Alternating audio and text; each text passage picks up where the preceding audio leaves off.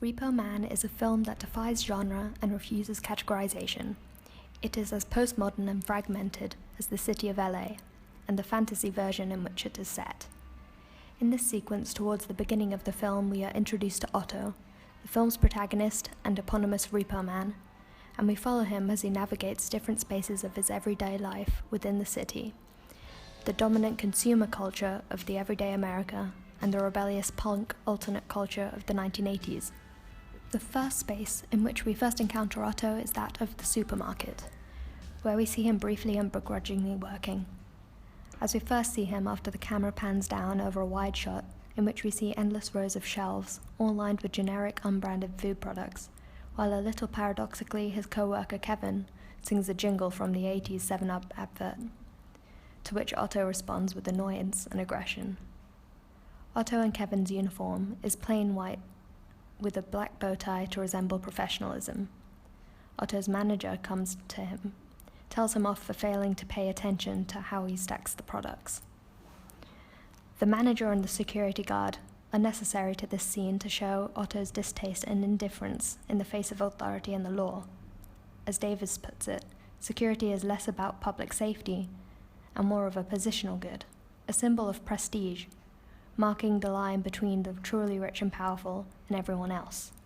For failing to follow instruction and pay attention to authority, but also Kevin, who is punished, really, for being of lower status than the manager. In this scene, the security guard is not there for the protection of the innocent. The manager is not threatened by Otto. The only person shown aggression is Kevin, as Otto shoves him into the cans they were stacking, and instead of jumping to his defense, he is shoved down again by the security guard. It shows that the function of this space and the society which benefits only the people who built it rather than the ones who serve it.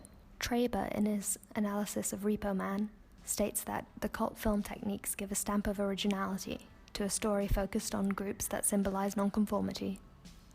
Both facets are used to develop a mantle of difference, in a word, the artistic. The film tries to other itself from contemporary life and commercial Hollywood movies, the joke on bland generic products, but it complicates this by also moving to other itself from the sanctioned high art, the avant-garde use of mass culture genres.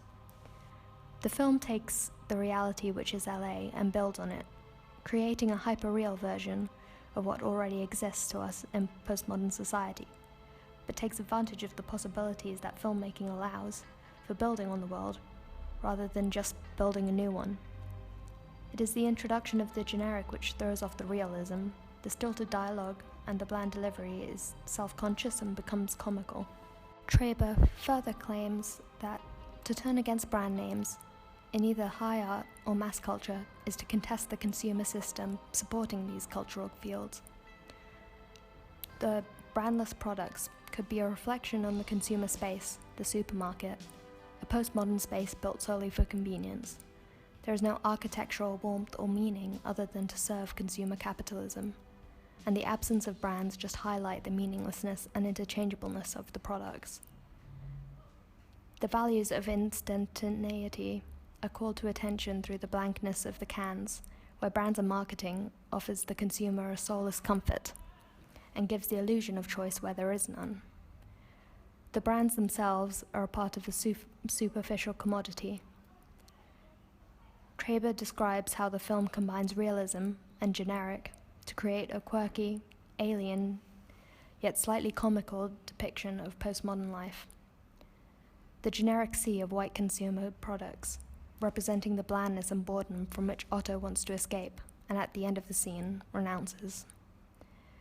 The contrast of the blank generic supermarket with the following scene at the party, where the wall is covered in punk insignias and anarchist symbols, which Traber, in his reading, considers as brands. Punk is a usually derogatory and importantly American term. The punks at the party, however, are only punks in the sense that they belong to the subculture whose preoccupation is inherently superficial. They become almost caricatured and through meaningless rebellion become generic themselves. They rebel through being loud, showy, and intimidating, but have no real desire to make change. We can assume that they become punks out of middle-class boredom, rather than out of the frustration with the society which motivates Otto. When his frustration is finally released, when he is alone, on the outskirts of the city, he shouts the lyrics to a punk song, Black Flag's TV Party, a satirical song about America's obsession with television, partying, and the ever-growing boredom. Otto epitomizes the term punk in the widely used derogatory sense, as an inexperienced, indifferent young person who eventually, over the course of the film, gets involved with criminal activity. He is shown in this scene to not fit in with the punks, however, as much as he might resemble them on a superficial level. He comically removes and decides to fold his trousers, much to the annoyance of his girlfriend, who then sends him away to get her a beer, and upon his return is found with his friend.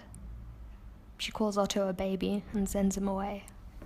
If we apply Socha's reading of postmodern culture, the punk space is the city subculture, the society within society, which, on closer examination, is as soulless as the dominant consumer culture, and in part, only a variation of it.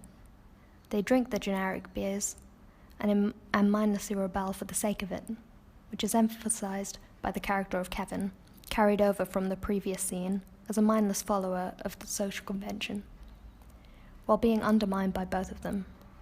If he had conviction, he may have been Otto, who eventually breaks out of society, and eventually LA, possibly the world, and leaves it behind without another thought. Jameson defines pastiche as, like parody, the imitation of a peculiar mask, speech in a dead language, but it is neutral practice of such mimicry, without any of parody's ulterior motives, amputated of the satiric impulse, devoid of laughter and of any conviction that alongside the abnormal tongue you have momentarily borrowed, some healthy linguistic normality still exists. The film Repo Man is a pastiche. It splices elements of several Hollywood genres, but at the same time refuses to fit into any of them. It takes elements of sci-fi, crime drama, teen movie, and comedy, but apart from the thematic and visual ties, that is where the similarities end. The film becomes a paradox, unique in its unoriginality. The character of Otto is emblematic of this paradox. He himself is a pastiche, an important part of his society, but at the same time alienated and set adrift from it. He feels no personal connection to his friends or family, in his society or his city. He expresses disinterest in all these aspects of his life to the point of distaste. This is brought to the viewer's attention through Emilio Estevez's performance, namely his line delivery, which is bland, bored, and indifferent, even when showing aggression.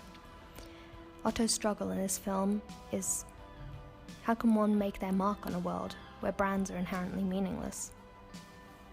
In the final part of this sequence, Otto sits alone, drinking a generic beer in a vast empty lot. Behind him we see a bridge, one of the several highways which connect a fragmented city, and its iconic, vibrant skyline, one that is often romanticized. I would argue Otto is the personification of the strange, fantastical, and hyper-real version of Los Angeles. He is a blank slate, merely existing yet crucial to the events which unfold around him. This film could have easily been satirical. It could have used the platform for commentary on consumer capitalism, injustice, crime, and society, but instead chooses to be an empty refraction of the city it represents. A fractured city that is made up of 1,000 cultures and millions of people who, like Otto, don't really belong.